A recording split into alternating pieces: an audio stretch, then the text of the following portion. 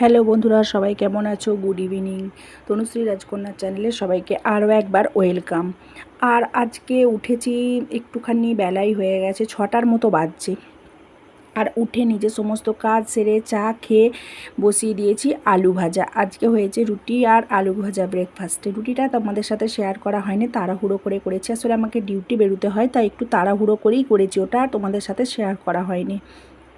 সকালবেলাটা একটু কাজের তাড়াই থাকে, কেননা যেহেতু আমাকে বেরোতে হয়, সংসারের সমস্ত কাজ বাচ্চা সব কিছু সেরে বা সমস্ত কাজ সেরে বাচ্চা সামলে আমাকে ডিউটিতে বেরোতে হয়। আবার এসে সেই ঘরের একঘেয়েমি কাজ শুরু হয়, তাই সকালবেলাটা একটু তাড়াই থাকে।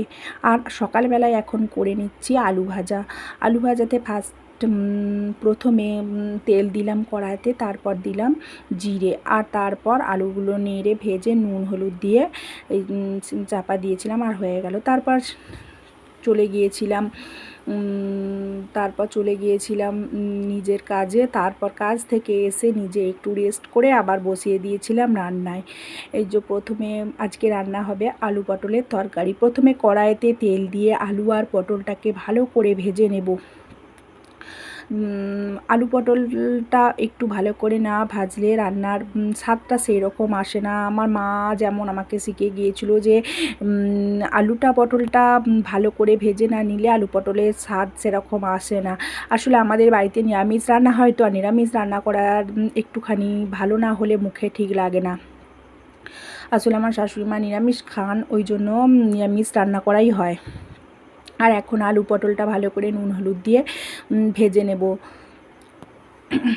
আর আসলে কাজের তাড়া এতটাই থাকে যে ভালো করে রান্নাটা করার সময় ঠিকমতো হয় না, ওই তাড়াহুড়ো করেই হয়ে যায়।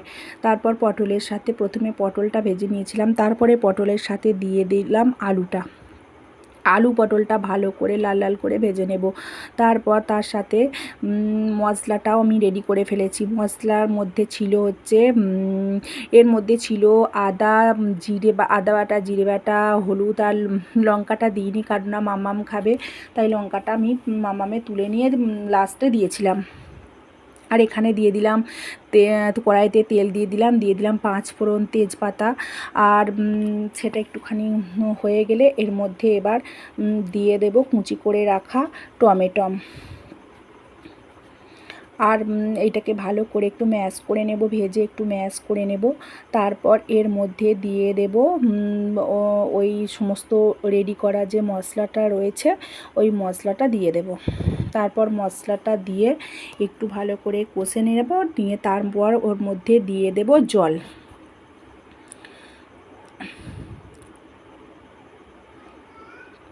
তারপর একটু ভালো করে কষিয়ে দেব।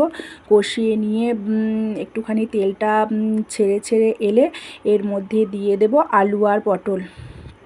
এদিকে আলু পটল রান্না করতে করতে কর্তামশাইয়ের আবদার হয়েছে যে সে এখন একটু চা খাবে। এখন বাজে 11টা, আর এই 11টার সময় কর্তামশাই নাকি চা খাবে। বলো তো তাহলে কেমন রাগটা ধরে। যাই হোক, এখানে আলু পটলটার মধ্যে জল ঢেলে দিলাম, দিয়ে আর ওই দিকের গ্যাসে বসিয়ে দিয়েছিলাম চা। সেটা তোমাদের সাথে আর তাড়াহুড়োতে শেয়ার করা হয়নি। চাটা হয়ে যাবার পর মামামের জন্য যে দুধ নেওয়া হয়, সেই দুধটা গরম করতে দিয়েছিলাম, মানে জাল দিতে বসিয়েছিলাম। আর এদিকে জাল দিতে দিতে দেখি মাম্মামের দুষ্টুমি আরম্ভ হয়ে গেছে। সে একা একাই উঠে পড়েছে সিঁড়িতে। মা যদিও ডাকছে যে নেমে পড়ে যাবি, কে কার কথা কে শোনে। আর এই যে ভুলিয়ে না রাখতে পারার জন্য দিয়েছিলাম হাতে একটা চকলেটের প্যাকেট, যদিও সেটা খুলে দিইনি, শুধু জাস্ট এমনি প্যাকেট শুধুই দিয়েছিলাম। সেটা পেয়ে তো খুব খুশি। ওকে বললাম যে একটু হাই বলো, সে কিছুতেই বলবে না, উঠে চলে যাচ্ছে। দিয়ে ওর সঙ্গে একটু মজা করছিলাম যে সবাই তোমাকে দেখবে, তুমি একটু হাই বলো। সে হাই তো বলবেই না, তারপর সে চকলেট ছাড়িয়ে দেবার বায়না। তারপর আমি ওকে বলছিলাম যে আমাকে একটু চকলেট দে, বললো না দেবো না করছিল। আমি বললাম দাও না, একটু চকলেট দাও না, বললো না দেবো না। দিয়ে আমার কাছ থেকে লুকিয়ে অন্যদিকে চলে যাচ্ছিল। আর এখন হয়ে গেছে সন্ধ্যাবেলা, আর সন্ধ্যাবেলা চা মুড়ি খেয়ে এইদিকে মাম্মাম ফোন দেখতে বসেছে। ভিডিওটা ভালো লাগলে লাইক কমেন্ট শেয়ার করো, চ্যানেলটিকে সাবস্ক্রাইব করো।